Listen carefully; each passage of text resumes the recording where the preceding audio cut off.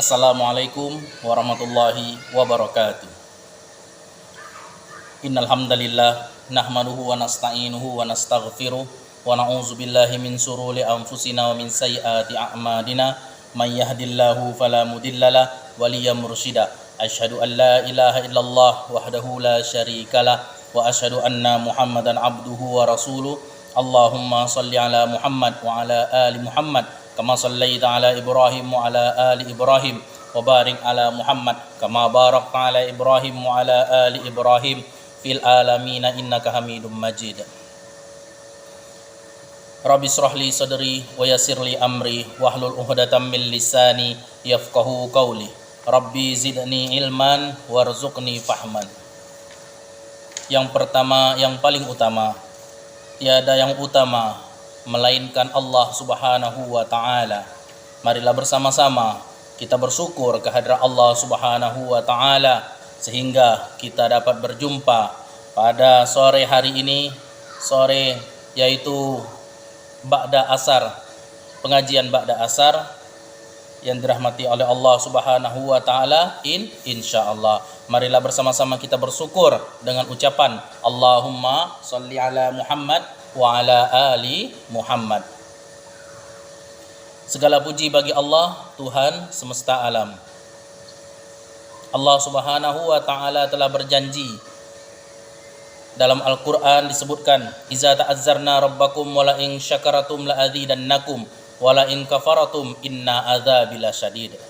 Allah Subhanahu wa taala mengatakan, barang siapa bersyukur atas nikmatku, kata Allah, maka akan aku tambah nikmatku kepadamu, dan jika engkau kufur atas nikmatku, kata Allah, maka azabku sangatlah pedih.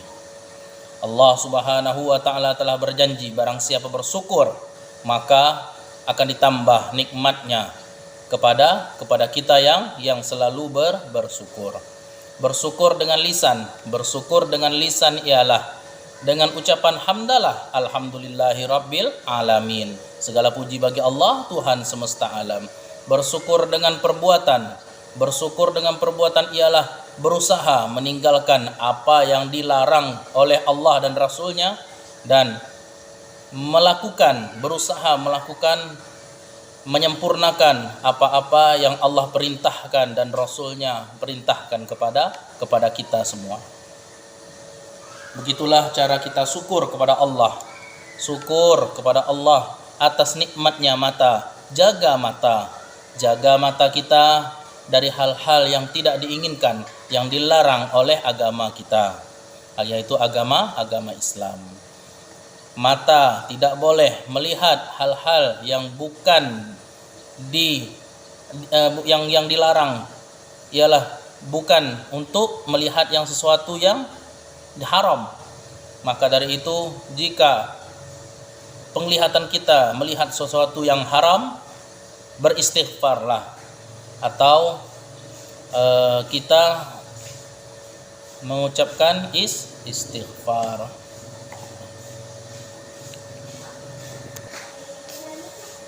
Kaum muslimin rahimakumullah. Terus mulut kita jaga mulut kita, pemberian Allah Subhanahu wa taala, pemberian Allah, lisan, percakapan. Di dalam mulut ini timbullah suara, yaitu komunikasi antara kita sesama makhluk. Rasulullah Shallallahu alaihi wasallam mengajarkan kita bagaimana cara menggunakan mulut kita dengan cara sopan santun, berbicara secara lembut dengan orang yang lebih tua, dan berbicara lemah lembut dengan anak-anak, berbicara yang sopan dengan guru kita. Maka dari itu, jika ada perkataan-perkataan yang sia-sia, lebih baik kita diam. Diam itu lebih baik daripada berbicara hal-hal yang sia-sia. Sahabat zaman dahulu, yaitu Ali bin Abi Thalib, beliau mengatakan kepada Rasulullah, "Ya Rasulullah, aku persembahkan seluruh jiwaku untukmu, dan aku selalu berselawat sebanyak 5.000 kali setiap harinya." Akan tetapi Rasulullah bilang, "La, itu masih kurang." Maka Ali bin Abi Thalib mengatakan, "Aku berselawat setiap hembusan nafasku, setiap apa yang tarikan dan hembusan nafasku, aku berselawat untukmu seluruhnya, utuh untukmu ya Rasulullah." Itu sahabat. Bagaimana kita? Terkadang kita mengunjing saudara kita, terkadang kita memfitnah saudara-saudara kita, membid'ah-bid'ahkan saudara-saudara kita, padahal mereka adalah satu iman, satu ketakwaan kepada Allah juga. Maka dari itu janganlah sering-sering membid'ah-bid'ahkan, menjelek-jelekkan sesama kita. Jika belum sampai ilmu itu kepada kita, kita belum mengetahuinya, maka sebatas itulah ilmu kita, dan kita pelajari, kita pun amalkan. Mungkin di luar sana tidak sejalan dengan kita, dia Islam, sama beriman kepada kita, akan tetapi cara penyampaiannya mungkin kurang berkenan di hati kita. Begitulah ilmu mereka yang mereka dapatkan. Kita harus legowo mendengarnya. Jika tidak mau mendengarnya, silahkan kita ambil yang baiknya saja, yang jeleknya kita buang. Begitulah cara kita menuntut ilmu. Baiklah, saya ambil dari kitab Fadilatul A'mal, yakni sekilas tentang anak-anak baginda Rasulullah sallallahu alaihi wasallam. Akan saya ceritakan. Para ahli sejarah dan ahli hadis sepakat bahwasanya seluruh anak perempuan baginda Nabi Muhammad sallallahu alaihi wasallam berjumlah 4 orang. Putri tertua beliau adalah Sayyidatina Zainab. Yang pertama adalah Zainab. Lalu Sayyidatina Ruqayyah. Kemudian Sayyidatina Ummu Kalsum. Dan yang terakhir adalah Sayyidatina Fatimah radhiyallahu anhunna. Sedangkan mengenai putra beliau terdapat banyak perbedaan riwayat, karena semuanya telah meninggal dunia ketika kecil, sehingga belum begitu diperhatikan orang-orang Arab dalam penulisan sejarah. Sementara sahabat-sahabat yang membela baginda Rasulullah sallallahu alaihi wasallam pada waktu itu belum terlalu banyak, sehingga tidak setiap kejadian direkam oleh mereka. Kebanyakan riwayat menyebutkan bahwa anak laki-laki baginda Rasulullah sallallahu alaihi wasallam ada 3 yang tertulis, yaitu Sayyidina Qasim radhiyallahu anhu, Sayyidina Abdullah radhiyallahu anhu, Sayyidina Ibrahim radhiyallahu anhu.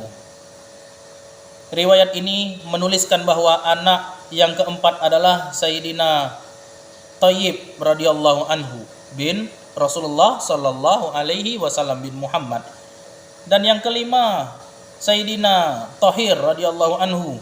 Dengan begitu anak-anak laki-laki beliau ada 5 yang tertulis dalam sejarah. Ada yang mengatakan bahwasannya Sayyidina Thayyib dan Sayyidina Thahir radhiyallahu anhuma itu nama satu orang. Dengan demikian anak laki-laki beliau ada 4. Riwayat lain mengatakan bahwa Sayyidina Thayyib dan Sayyidina Thahir radhiyallahu anhuma ialah nama lain dari Sayyidina Abdullah radhiyallahu anhu. Jadi anak beliau menjadi 3. Itu adalah ikhtilaf pada para ulama. Para ulama sejarah ini biasa ada ikhtilaf di antara mereka. Dalam riwayat yang lain pula ada yang menyebutkan bahwa masih ada dua orang anak laki-laki lagi, yaitu Sayyidina Mutahhab radhiyallahu anhu dan Sayyidina Mutahhar radhiyallahu anhu. Mereka mengatakan bahwa Sayyidina Thayyib radhiyallahu anhu dan Sayyidina Mutayyab radhiyallahu anhu kembar, dan Sayyidina Thahir radhiyallahu anhu dan Sayyidina Mutahhar radhiyallahu anhu kembar pula. Jadi demikian, anak laki-laki baginda Rasulullah sallallahu alaihi wasallam ada 7 orang. Namun riwayat yang paling benar adalah baginda Rasulullah sallallahu alaihi wasallam hanya memiliki 3 anak laki-laki. Semua anak baginda Rasulullah sallallahu alaihi wasallam selain Sayyidina Ibrahim radhiyallahu anhu lahir dari Sayyidina Khadijah radhiyallahu anha. Sayyidina Qasim radhiyallahu anhu ini anak laki-laki yang pertama baginda Nabi sallallahu alaihi wasallam adalah Sayyidina Qasim radhiyallahu anhu. Namun ada beberapa riwayat apakah Sayyidina Qasim radhiyallahu anhu ini lebih tua atau lebih muda dari Sayyidina Zainab radhiyallahu anha. Sayyidina Qasim radhiyallahu anhu meninggal dunia ketika masih kecil. Tertulis bahwa ia meninggal pada usia 2 tahun. Riwayat ini menuliskan lebih dari itu atau kurang. Jadi di antara 2 tahun bisa lebih sedikit atau kurang dari 2 tahun. Itu adalah yang pertama adalah dari anak Rasulullah sallallahu alaihi wasallam yang laki-laki, Sayyidina Qasim. Yang kedua ialah anak laki-laki yang kedua, Sayyidina Abdullah radhiyallahu anhu. Anak laki-laki kedua baginda Nabi Muhammad sallallahu alaihi wasallam adalah Sayyidina Abdullah radhiyallahu anhu bin Muhammad Rasulullah sallallahu alaihi wasallam. Ia lahir setelah kenabian. Ia juga dipanggil dengan nama Thayyib dan Thahir. Ia meninggal ketika masih anak-anak juga. Meninggal Sayyidina Abdullah dan Sayyidina Qasim radhiyallahu anhuma menyebabkan orang-orang kafir merasa gembira karena keturunan Nabi Muhammad sallallahu alaihi wasallam telah terputus. Terhadap hal itu turunlah ayat Al-Qur'an yang berbunyi, A'udzubillahi minasyaitonir rajim. Bismillahirrahmanirrahim. Inna a'tainakal kautsar fasholli lirabbika wanhar. Inna syani'aka huwal abtar. Sesungguhnya kami telah memberi kamu nikmat yang banyak, maka dirikanlah salat dan berkorbanlah. Sesungguhnya orang yang membencimu dialah yang terputus. Quran surat Al-Kautsar 1 sampai 3. Orang-orang kafir mengatakan, jika keturunan Nabi Muhammad sallallahu alaihi wasallam terputus, maka nama yang berkah itu akan lenyap. Tetapi jawaban justru sampai sekarang nama beliau tetap harum meskipun sudah 1350 tahun yang lalu. Begitulah salah satu kebencian dari orang-orang kafir terhadap Rasulullah sallallahu alaihi wasallam. Mereka berbangga akan meninggalnya, bukan bersedih akan tetapi berbangga atas meninggalnya keturunan Rasulullah sallallahu alaihi wasallam. Akan tetapi sampai saat ini keturunan Rasulullah sallallahu alaihi wasallam yang disebutkan dengan habaib syarifah, mereka masih ada di muka bumi ini, harum namanya. Maka dari itu kita harus menghormati habaib, kita harus menyayangi para habaib, para habib, menyayangi, jangan dipenjarakan. Jika ada yang dipenjarakan itu anak cicit Nabi Muhammad sallallahu alaihi wasallam, bagaimana kita sebagai pencinta Nabi, bagaimana kita sebagai Rasulullah sallallahu alaihi wasallam ingin memberi syafaat kepada kita, sedangkan kita tidak menghormati keluarga Nabi Muhammad sallallahu alaihi wasallam. Maka dari itu kaum muslimin rahimakumullah, dari Rasulullah sallallahu alaihi wasallam sampai nanti kiamat tetap ada anak keturunan Nabi Muhammad sallallahu alaihi wasallam yang nanti akan terakhir di Imam Mahdi yang akan melawan Dajjal, Imam Mahdi. Itu Imam Mahdi dari keturunan Rasulullah. Nanti seluruhnya mirip dengan Rasulullah, dari namanya, dari nasabnya, dari tingkah lakunya, dari kekuatannya.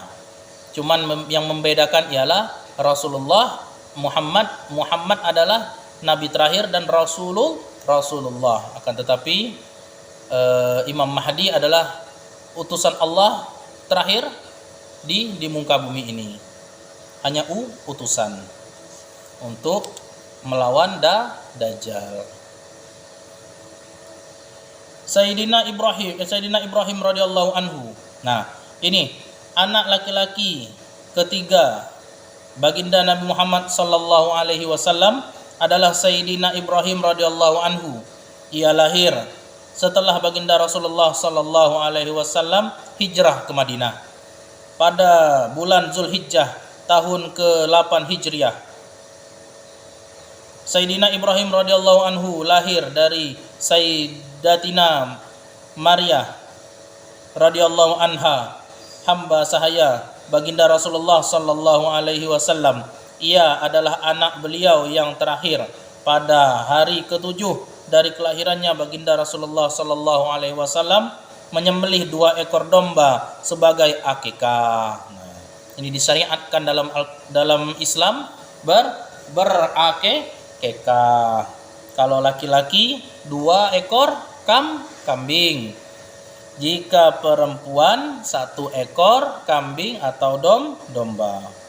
Rambutnya dicukur. Nah, nih. Rambutnya dicukur, ditanam lalu disedekahi perak. Nah, ditimbang rambutnya tadi, ditimbang dan disedekahi. Sebanyak apa timbangan itu? Beratnya perak atau emas. Lalu disedekahi perak tersebut, rambut yang dicukur tersebut. Yang mencukur rambut bayi Sayyidina Ibrahim radhiyallahu anhu adalah Sayyidina Abu Hindi Bahadi radhiyallahu anhu. Baginda Rasulullah sallallahu alaihi wasallam bersabda, "Aku menamakan anakku sesuai dengan nama kakeknya, yaitu Ibrahim." Sayyidina Ibrahim radhiyallahu anhu meninggal ketika ia berumur 16 tahun. 16 bulan, maaf. 16 bulan pada bulan Rabiul Awal tahun ke-10 Hijriah. Sebagian riwayat menyebutkan bahwa ia meninggal dunia pada umur 18 bulan. Baginda Rasulullah sallallahu alaihi wasallam bersabda, "Di surga nanti Allah Subhanahu wa taala menyiapkan untuk Ibrahim seorang wanita yang akan menyusuinya." Nah, jadi Rasulullah sallallahu alaihi wasallam ini banyak cobaan untuk menjadi rasul, untuk menjadi orang yang mulia, untuk menjadi penghulu para nabi. Cobaannya banyak. Jadi jika ada yang anaknya meninggal, jangan bersedih. Rasulullah sallallahu alaihi wasallam pun merasakan hal demikian. Yang belum mempunyai anak berikhtiar, berdoa semoga akan dikaruniakan oleh Allah Subhanahu wa taala anak yang soleh dan soleha. Amin ya rabbal alamin. Salah satu pembuka rezeki, pembuka untuk jalannya mempunyai anak atau rezeki-rezeki lainnya ialah berkorban. Belilah seekor kambing, berkorban lillahi ta'ala, berdoa, saya sedekahkan, saya berkorban kurban kambing tersebut atas nama siapa? Keluarga, dan niatkan berdoa waktu penyembelihan, minta doakan. Atau kita pas di tukang sembelih menyembelih, berdoa, ya Allah, apa niat kita? Jika belum mempunyai jodoh, maka percepatkanlah jodoh. Jika belum terbuka rezeki, bukakanlah ribuan pintu rezeki. Jika belum mempunyai anak, maka dipercepatkanlah untuk mempunyai zuriat, anak yang soleh maupun yang soleha. Selanjutnya Sayyidatina Zainab radhiyallahu anha. Nah, ini anak Rasulullah sallallahu alaihi wasallam yang perempuan. Tadi kita bacakan anak yang laki-laki. Semuanya meninggal. Sayyidatina Zainab radhiyallahu anha adalah anak perempuan baginda Rasulullah sallallahu alaihi wasallam yang tertua. Ada ahli tarikh yang menuliskan anak perempuan beliau yang tertua adalah ada yang lainnya. Dan tulisan itu adalah sebab Sayyidatina Zainab radhiyallahu anha lahir pada tahun kelima setelah baginda Rasulullah sallallahu alaihi wasallam menikah dengan Sayyidina Khadijah radhiyallahu anha. Beliau berumur 30 tahun. Sayyidina Zainab radhiyallahu anha tumbuh dewasa dengan pengawasan kedua orang tuanya.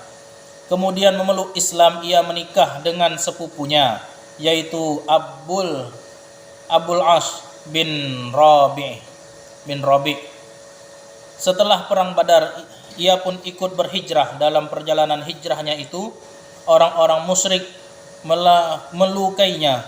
Kisahnya sudah diceritakan pada kisah yang ke-20 dalam bab ini. Luka ini terus dideritanya sampai ia meninggal dunia pada permulaan tahun ke-8 Hijriah. Suaminya memeluk Islam lalu datang ke Madinah pada tahun ke-6 atau ke-7 Hijriah. Dan pernikahannya dengan Sayyidatina Zainab radhiyallahu anha tetap diteruskan. Dari pernikahan itu ia mempunyai dua orang anak. Seorang anak laki-laki dan seorang anak perempuan. Yang laki-laki bernama Ali radhiyallahu anhu. Ia meninggal dunia setelah ibunya wafat saat ia hampir baligh. Setelah itu baginda Rasulullah sallallahu alaihi wasallam, ketika itu Rasulullah sallallahu alaihi wasallam masih hidup ketika menaklukkan Mekah. Sayyidina Ali radhiyallahu anhu inilah yang ikut duduk di atas unta bersama baginda Rasulullah sallallahu alaihi wasallam. Jadi Sayyidina Ali ini cucu. Yang ini ada Sayyidina Ali sahabat Rasulullah, dan ada juga Sayyidina Ali yang dari kalangan cucu Rasulullah. Berarti Sayyidina Ali bin Abdul As bin Rabi'.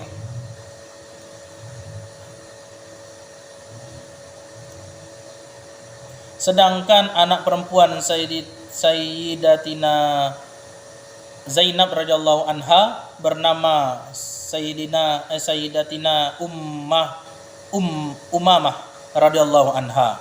Nah, ini ada cucu Rasulullah lagi yang bernama Umamah, yang kisahnya banyak tertulis dalam kitab hadis. Diriwayatkan ketika baginda Rasulullah sallallahu alaihi wasallam sedang sujud, Sayyidatina Umamah radhiyallahu anha menaiki punggung baginda Rasulullah sallallahu alaihi wasallam. Sayyidatina Umamah radhiyallahu anha masih hidup hingga sesudah baginda Rasulullah sallallahu alaihi wasallam wafat. Masih hidup berarti. Setelah bibinya Sayyidatina Fatimah radhiyallahu anha binti Rasulullah sallallahu alaihi wasallam wafat,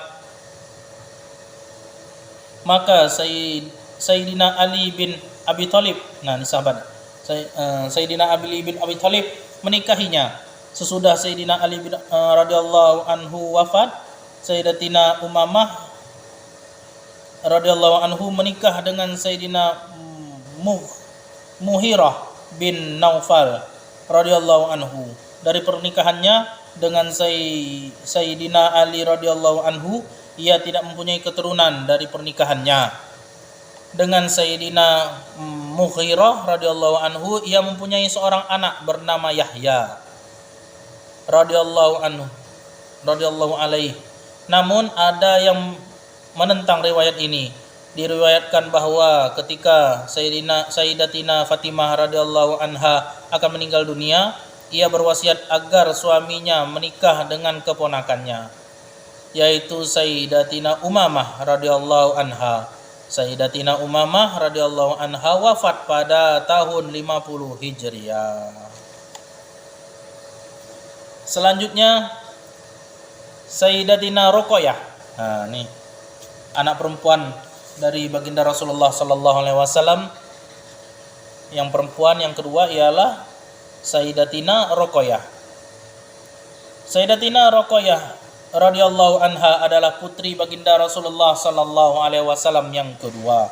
Ia lahir 3 tahun setelah Sayyidatina Zainab radhiyallahu anha.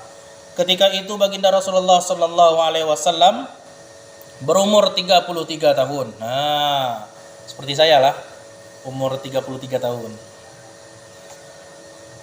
Sebagian ahli sejarah menulis bahwa Sayyidatina Ruqayyah radhiyallahu anha lebih tua daripada Sayyidatina Zainab radhiyallahu anha. Tetapi yang benar Sayyidatina Ruqayyah radhiyallahu anha adik Sayyidatina Zainab. Nah, rahimatullahu alaiha. Ia telah menikah dengan Utbah. Nah, ini Ruqayyah ini nikah dengan Utbah, anak Abu Lahab. Nah, anak Abu Lahab, paman baginda Nabi Muhammad sallallahu alaihi wasallam. Setelah turun surat Al-Lahab, Abu Lahab berkata kepada Khutbah dan Utaibah yang menikah dengan putri baginda Rasulullah sallallahu alaihi wasallam yang ketiga, yaitu Sayyidina Ummu Kalsum radhiyallahu anha. Aku tidak mau bertemu dengan kalian berdua, kata bapaknya Abu Lahab nih, sebelum kalian menceraikan anak perempuan Muhammad Rasulullah sallallahu alaihi wasallam karena ancaman ayahnya. Mereka pun menceraikan istri mereka masing-masing. Mereka berdua telah dinikahkan ketika masih anak-anak dan belum sempat berkumpul. Oh, ini mungkin tradisi jahiliyah. Pada penaklukan Mekah, mantan suami Sayyidatina Ruqayyah radhiyallahu anha Utbah itu masuk Islam. Nah, ketika Sayyidina Utbah radhiyallahu anhu masuk Islam, Sayyidatina Ruqayyah radhiyallahu anha sudah lama menikah dengan Sayyidina Utsman. Dengan Sayyidina Utsman, Ruqayyah Sayyidina Utsman radhiyallahu anhu, bahkan Sayyidina Utsman radhiyallahu anhu dan Sayyidina Ruqayyah radhiyallahu anha sudah ikut berhijrah ke Habasyah 2 kali. Kisahnya sudah ditengahkan dalam kisah ke-10 pada buku ini tersebut. Sejak baginda Rasulullah sallallahu alaihi wasallam diperintahkan untuk berhijrah dan tempat hijrahnya adalah Madinah Munawwarah, maka para sahabat radhiyallahu anhum mulai hijrah ke Madinah Munawwarah. Ruqayyah radhiyallahu anha, keduanya tiba, Sayyidina Ruqayyah dan Utsman radhiyallahu anhu, keduanya tiba di Madinah sebelum baginda Rasulullah sallallahu alaihi wasallam datang. 2 tahun setelah baginda Nabi Muhammad sallallahu alaihi wasallam hijrah saat akan perang Badar, Sayyidatina Ruqayyah radhiyallahu anhu sakit. Oleh karena itu baginda Nabi Muhammad sallallahu alaihi wasallam memerintahkan Sayyidina Utsman untuk tinggal di Madinah untuk menjaga Sayyidatina Ruqayyah radhiyallahu anha ketika kabar gembira mengenai kemenangan kaum muslimin di Badar sampai ke Madinah. Saat itu kaum muslimin yang tinggal di Madinah baru kembali dari mengebumikan jenazah Sayyidina Ruqayyah radhiyallahu anha. Innalillahi. Jadi waktu perang Badar Rasulullah sallallahu alaihi wasallam berperang, meninggalkan anaknya bersama suami anaknya yaitu Utsman. Akan tetapi ketika perang Badar usai, perang Badar telah dilaksanakan, setelah berperang dan menang, pulang-pulang dari peperangan, anak Rasulullah sallallahu alaihi wasallam Ruqayyah telah meninggal dunia, pun telah dimakamkan. Karena alasan itulah baginda Rasulullah sallallahu alaihi wasallam tidak dapat menyertai mengabumikan putrinya tersebut. Sayyidatina Ruqayyah radhiyallahu anha belum sempat tinggal serumah dengan suaminya yang pertama. Nah, jadi ia belum mempunyai anak, sedangkan dari Sayyidina Utsman radhiyallahu anhu ia dikaruniai anak laki-laki yang bernama Sayyidina Abdullah radhiyallahu anhu yang lahir di Habasah. Jadi nama-nama anak-anak orang-orang Arab zaman dulu tuh hanya ngambil-ngambil dari kakek-kakeknya, dari saudaranya yang sudah meninggal. Ini Abdullah. Jadi Abdullah bin Utsman yang lahir di Habasah. Sayyidina Abdullah radhiyallahu anhu masih hidup selepas ibunya meninggal dunia. Ia meninggal dunia usia 6 tahun pada tahun ke-4 Hijriah. Sebagian riwayat menuliskan ia telah meninggal dunia setahun sebelum ibunya wafat. Sayyidina Utsman radhiyallahu anhu tidak mempunyai anak dari Sayyidina Ruqayyah radhiyallahu anha setelah Sayyidina Abdullah radhiyallahu anhu. Jadi meninggal juga. Nah, jadi habis itu tadi ya. Belum ada keturunan menyambung. Sayyidatina Ummu Kalsum. Nah, ini anak yang perempuan yang baginda Rasulullah sallallahu alaihi wasallam. Sayyidatina Ummu Kalsum adalah putri baginda Rasulullah sallallahu alaihi wasallam yang ketiga. Terdapat perbedaan riwayat mengenai siapakah yang lebih tua antara ia dan Sayyidatina Fatimah radhiyallahu anha. Kebanyakan ahli sejarah menulis bahwa Sayyidatina Ummu Kalsum radhiyallahu anha lebih tua. Pada mulanya ia menikah dengan Utaibah bin Abu Lahab, tetapi sebelum sampai tinggal serumah, turunlah surat Al-Lahab. Ia mengakibatkan ia bercerai dengan Utaibah, sebagaimana telah dikisahkan kisah-kisah sebelumnya. Pada kisah yang lalu diceritakan bahwa mantan suami Sayyidatina Ruqayyah radhiyallahu anha, Utbah, akhirnya masuk Islam. Berbeda dengan mantan suami Sayyidatina Ummu Kalsum ini, Utaibah setelah menceraikannya, Utaibah datang ke majelis baginda Rasulullah sallallahu alaihi wasallam tanpa sopan santun. Ia menghina baginda Rasulullah sallallahu alaihi wasallam dengan ucapan yang kotor. Terhadap perilakunya, baginda Rasulullah sallallahu alaihi wasallam mendoakan keburukan untuknya. Masyaallah.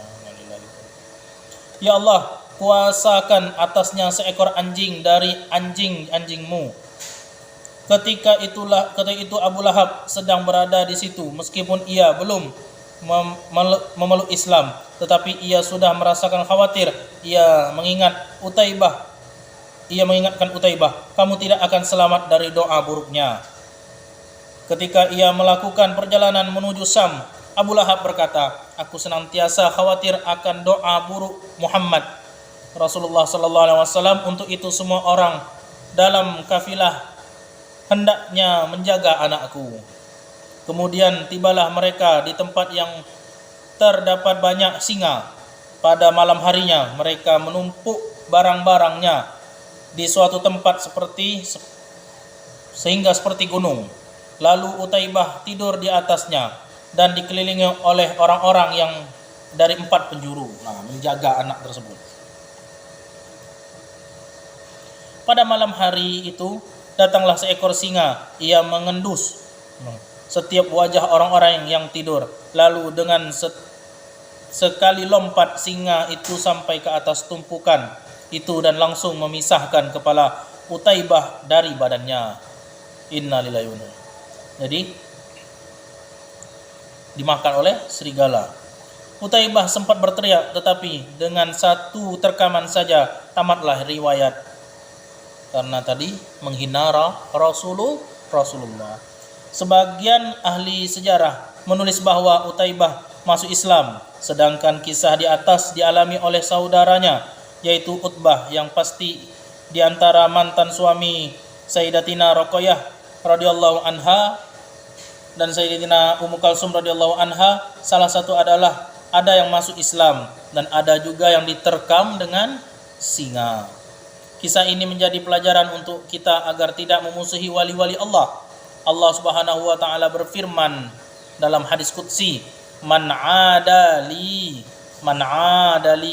waliya faqad azantumhu bil harbi. Barang siapa yang memusuhi kekasihku, maka aku menyatakan perang dengannya. Ini Rasulullah ini Allah Subhanahu wa taala berfirman dalam hadis qudsinya. Setelah Sayyidatina Ruqayyah radhiyallahu anha meninggal dunia pada Rabiul Awal tahun ketiga Hijriah, Sayyidatina Ummu Kalsum radhiyallahu anha menikah dengan Sayyidatina Utsman radhiyallahu anhu. Baginda Nabi Muhammad sallallahu alaihi wasallam bersabda, perkawinan Ummu Kalsum dengan Utsman ini karena wahyu dari langit. Sebagian riwayat juga menyebutkan bahwa pernikahan Sayyidatina Ruqayyah radhiyallahu anha dan Sayyidatina Ummu Kalsum radhiyallahu anha adalah juga karena wahyu yang diturunkan dari Allah Subhanahu wa taala. Dengan suami yang pertama Sayyidatina Ummu Kalsum radhiyallahu anha belum sempat tinggal serumah, dan dengan Sayyidina Utsman radhiyallahu anhu ia tidak mendapatkan keturunan.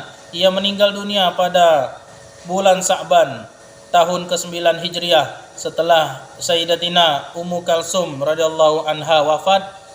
Baginda Rasulullah sallallahu alaihi wasallam bersabda, jika aku memiliki 100 putri, niscaya satu persatu akan aku nikahkan dengan Utsman. Saking akhlaknya Utsman ini sangat baik mungkin. Yang pastinya sahabat Nabi pasti akhlaknya mulia. Yang ketujuh, Sayyidatina Fatimah radhiyallahu anha. Sayyidatina Fatimah radhiyallahu anha adalah putri baginda Rasulullah sallallahu alaihi wasallam yang keempat. Ia adalah pemimpin wanita surga. Menurut ahli sejarah, ia putri yang paling bungsu. Ia lahir setelah kenabian, yaitu pada baginda Rasulullah sallallahu alaihi wasallam berumur 41 tahun. Nah, ada yang sini umur yang 41 tahun. Sebagian riwayat menulis bahwa kelahiran 5 tahun sebelum kenabian, ketika baginda Rasulullah sallallahu alaihi wasallam berumur 35 tahun. Dikatakan bahwa nama Fatimah diberikan berdasarkan ilham atau wahyu lafaz fatham, artinya terjaga, yaitu terjaga dari api neraka. Pada tahun kedua Hijriah, pada bulan Muharram atau Safar atau Rajab atau Ramadan, ia dinikahkan dengan Sayyidatina Ali radhiyallahu anhu.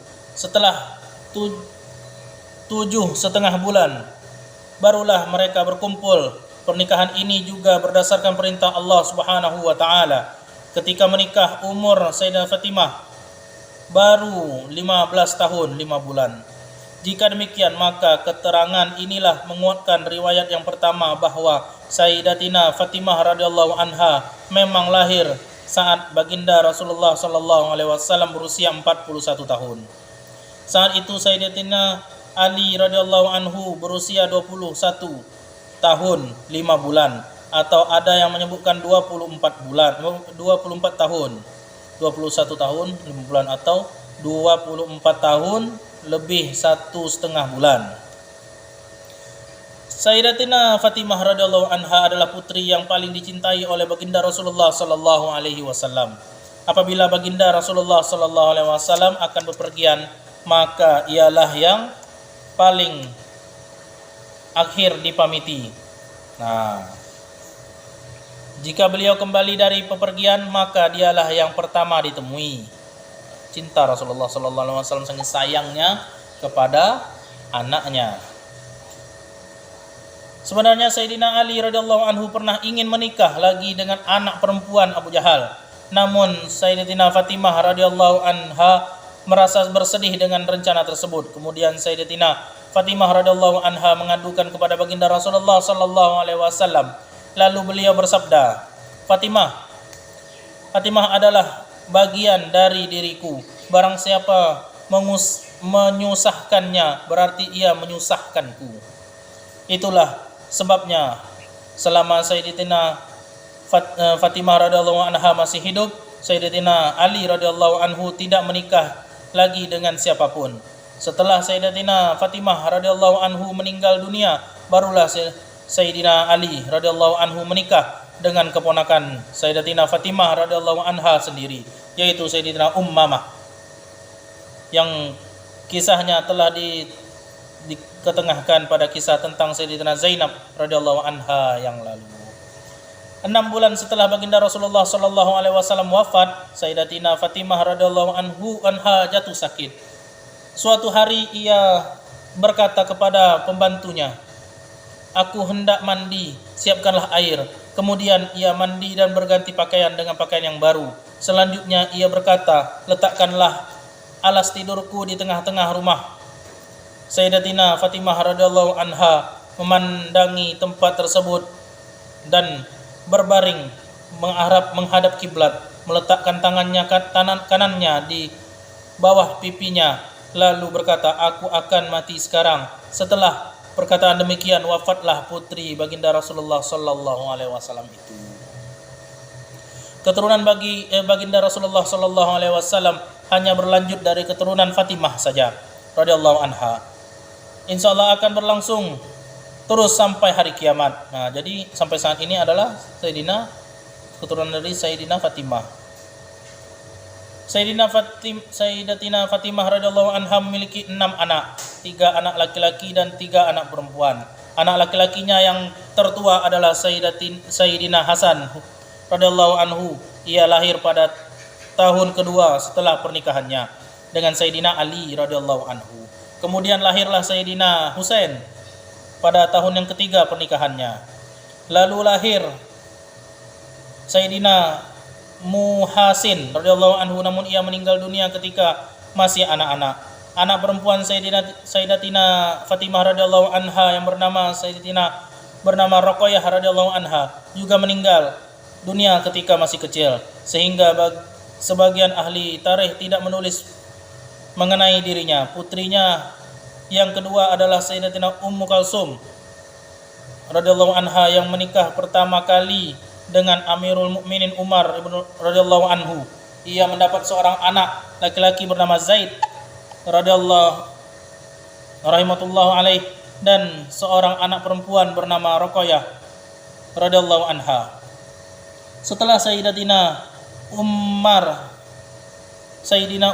radhiyallahu anhu meninggal dunia, Sayyidatina Ummu Kalsum radhiyallahu anha menikah dengan Sayyidina Ayun bin Ja'far radhiyallahu huma. Darinya ia tidak mendapatkan keturunan. Setelah meninggalnya Sayyidina Aun bin Ja'far radhiyallahu anhuma, kemudian Sayyidatina Ummu Kalsum radhiyallahu anha menikah lagi dengan Sayyidina Muhammad bin Ja'far radhiyallahu anhu, saudara kandung Sayyidina Aun radhiyallahu anhu.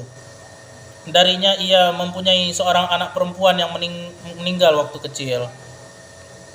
Sesudah meninggalnya Sayyidina Muhammad bin Ja'far radhiyallahu anhu, ia menikah lagi dengan Sayyidina Abdullah bin Ja'far radhiyallahu anhuma, saudara kandung Sayyidina Aun radhiyallahu anhu yang lainnya. Dari pernikahan inilah ia tidak mempunyai anak. Ketika menjadi istri Sayyidina Abdullah bin Ja'far radhiyallahu anhuma, inilah Sayyidina Ummu Kalsum radhiyallahu anha meninggal dunia. Pada hari yang sama, anak laki-lakinya yang bernama Zaid rahimahullahu alaih juga meninggal dunia. Akhirnya kedua jenazah ibu dan anak tersebut diberangkatkan ke pemakaman bersama-sama. Selain Zaid rahimahullah alaih, ia tidak mempunyai keturunan lagi. Inilah 3 saudara, yaitu Abdullah, Aun dan Muhammad bin Ja'far radhiyallahu anhum yang kisahnya telah diterangkan pada bab ke-6. Mereka semua keponakan Sayyidina Ali bin Abi Thalib radhiyallahu anhu, putra Sayyidina Ja'far bin Abi Thalib At-Tayyar radhiyallahu anhu. Anak Sayyidina Fatimah radhiyallahu anha yang ketiga adalah Sayyidatina Zainab radhiyallahu anha. Ia menikah dengan Sayyidatina Abdullah bin Ja'far dan mempunyai 2 orang anak laki-laki, yaitu Sayyidina Abdullah bin Sayyidina Aun radhiyallahu anhuma. Keduanya meninggal dunia pada saat Sayyidatina Zainab dan Sayyidina Abdullah bin Ja'far radhiyallahu anhuma masih menjadi suami istri. Setelah Sayyidatina Zainab radhiyallahu anha meninggal dunia, Sayyidina Abdullah bin Ja'far radhiyallahu anhuma menikah dengan Sayyidina Ummu Kalsum radhiyallahu anha. Ia juga putri Sayyidatina Fatimah radhiyallahu anha dan sebelumnya mantan istri saudaranya sendiri, yaitu Sayyidina Muhammad bin Ja'far radhiyallahu anhuma. Setelah putra-putri Sayyidina Ali radhiyallahu anhu dari Sayyidina Fatimah radhiyallahu anha, selepas wafatnya Sayyidatina Fatimah radhiyallahu anha, Sayyidina Ali radhiyallahu anhu menikah dengan wanita lain yang mempunyai banyak keturunan.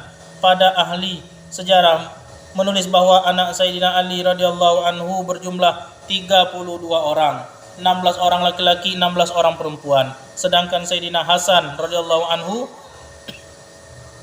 mempunyai 15 laki-laki dan 15 perempuan. Sayyidina Husain radhiyallahu anhu mempunyai anak 6 laki-laki dan 3 perempuan. Radhiyallahu anhu ta'ala anhum wa ardahum ajma'ina wa ja'alna bihadayihim muttabi'ina wallahu a'lam wa illamuhu at-tamun. Begitulah cerita anak dari Rasulullah sallallahu alaihi wasallam. Jadi keturunan yang sekarang yang dijaga oleh Allah Subhanahu wa taala para habaib sampai saat ini ialah keturunan dari Sayyidatina Fatimah radhiyallahu anha dan keturunan Hasan dan Husain. Nah,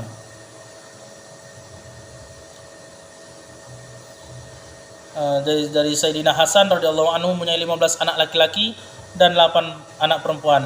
Dari Sayyidina Husain, dari Husain adalah mempunyai anak 6 laki-laki dan anak 6 perempuan.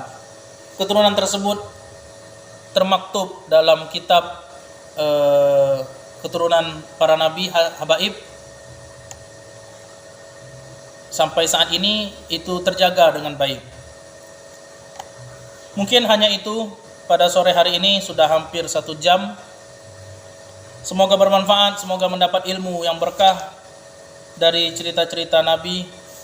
Bagaimana kita ingin mencintai Rasulullah SAW dengan cara mengetahui sejarah Nabi, mengetahui cerita anak-anak para Nabi, pada Rasulullah SAW, Muhammad khususnya Rasulullah SAW. Begitulah dapat kita lama-lama akan mencintai Rasulullah sallallahu alaihi wasallam. Rasulullah sallallahu alaihi wasallam pun mencintai orang-orang yang beriman, yang tidak melihat dirinya akan tetapi beriman kepada Rasulullah sallallahu alaihi wasallam. Barakallahu fikum. Asyhadu an la ilaha illallah wa asyhadu anna Muhammadar Rasulullah. Allahumma salli ala Muhammad wa ala ali Muhammad kama shallaita ala Ibrahim wa ala ali Ibrahim fil alamin innaka Hamidum Majid. Jika ada salah kata, itu datang dari saya pribadi. Jika benar, itu hanya datang dari Allah Subhanahu wa taala. Barakallahu fikum. Saya Bayu Suryadi mohon pamit. Mohon menutup acara ini dengan ucapan kafaratul majlis. Subhanakallahumma wa bihamdika asyhadu an la ilaha illa anta astaghfiruka wa atubu ilaik. Wassalamualaikum warahmatullahi wabarakatuh.